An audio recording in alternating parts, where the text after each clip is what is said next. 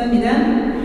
Donc, j'aimerais vous inviter à avoir une grille de lecture sur mon sujet, qui va être une grille de lecture qui est de l'observation, de l'analyse, mais également, on va dire, de l'analyse de tendance, parce qu'il est un peu prématuré à l'heure actuelle de parler de conséquences d'évaluer des conséquences sur la création de l'AES. Donc, permettez-moi donc de partager avec vous ces quelques réflexions sur les impacts de cette initiative et sur plusieurs dimensions. Tout d'abord sur la dimension politique. S'il y a un changement significatif, et le professeur Amoté l'a très bien relevé tout à l'heure, qui se produit en ce moment, c'est à la fois au niveau institutionnel, avec une fragmentation des liens diplomatiques avec la France et ses alliés, et au niveau de la culture politique. Qu'est-ce que j'entends par la culture politique? C'est-à-dire qu'il y a une rupture avec les pratiques politiques post-coloniales. Qu'est-ce qui se passe? Il se passe que ces pratiques politiques que certains auteurs, et je vous invite à lire l'extraordinaire livre de Dogo Sabasina, qui qualifie d'impérialisme électoral, d'accord?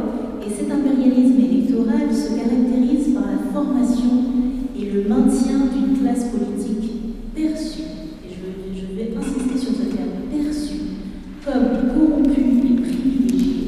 Et dans certains cas, cela se traduit par un jeu de chaises musicales sans fin, où émergent des dirigeants issus des mêmes cercles, et dans d'autres cas, cela conduit à un maintien prolongé du pouvoir, comme on a pu l'observer, comme on l'observe encore, sans véritables alternances.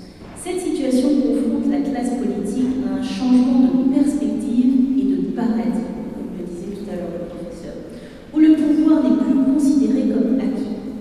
Selon ce nouveau paradigme, promu notamment par les militaires de l'AES et récemment par le Sénégal, la classe politique doit placer au premier plan le service au peuple, le service pour le peuple et la protection du pays pour les générations futures.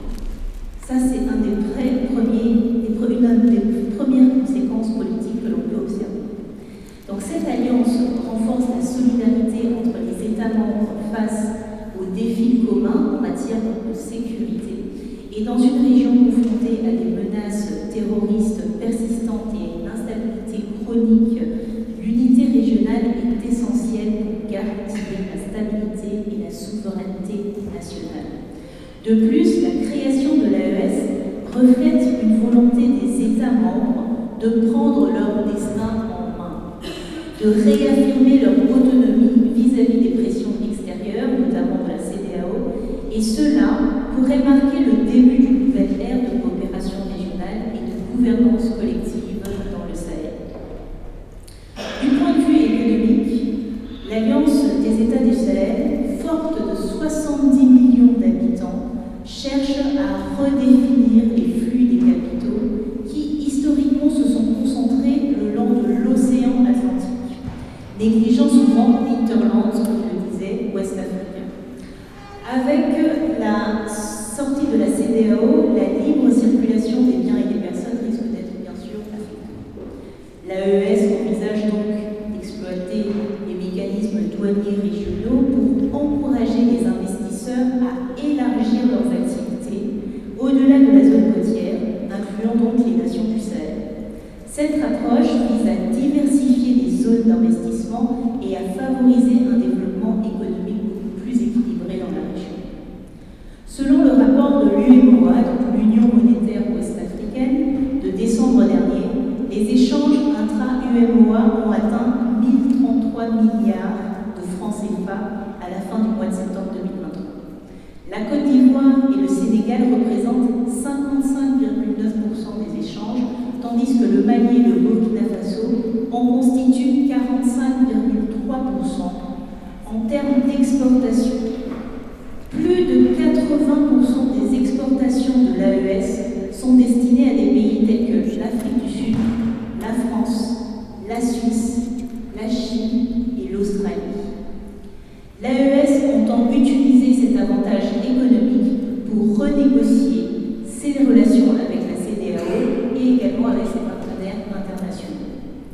Concernant les initiatives monétaires telles que l'écho de la CEDEAO ou de l'UEMOA, l'orientation stratégique de l'AES ravive le débat. Selon un rapport de la BCAO, l'AES représente 35% de l'encours total des titres publics au sein de l'UEMOA.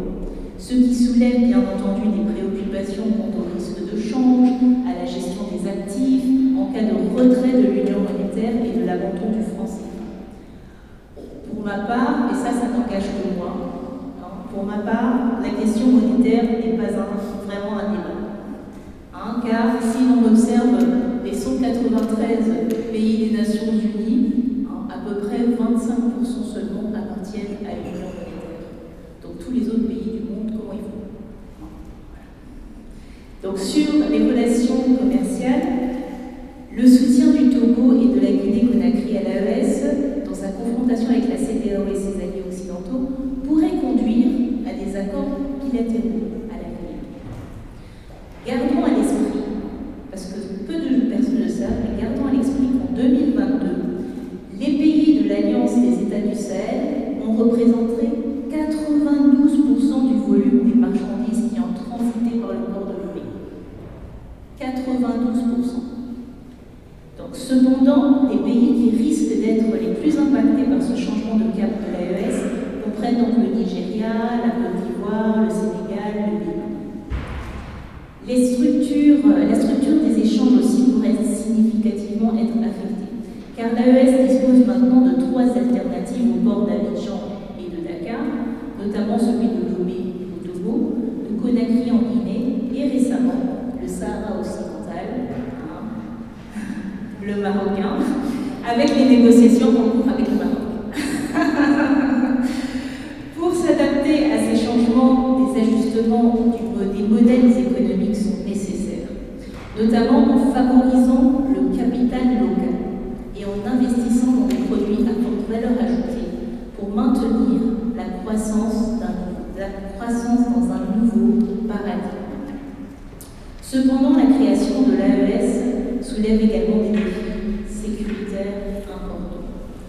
Bien que cette initiative vise à renforcer la coopération en matière de sécurité et à contrer la menace terroriste et les rébellions armées, elle pourrait également susciter des tensions avec d'autres acteurs régionaux et internationaux.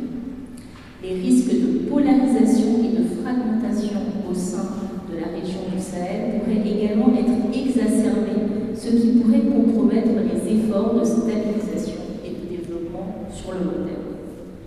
Entre coups d'État, coups électoraux, coups de sang diplomatique, émerge à l'horizon sahélien une nouvelle silhouette, annonciatrice d'une Afrique subsaharienne transformée. En conclusion, la création de l'Alliance des États du Sahel représente une étape importante dans l'évolution politique, économique, sécuritaire de la région du Sahel, tout en offrant des opportunités de renforcement de la coopération régionale et du développement économique. Elle soulève également des défis complexes en matière de sécurité et de gouvernance.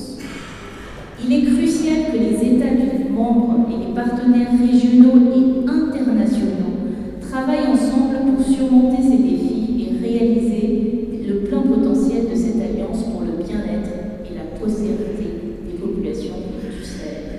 Comme le souligne la citation, toute structure qui ne suit pas sa raison d'être s'autodétruit. Et regardez mon regard vers l'ouest.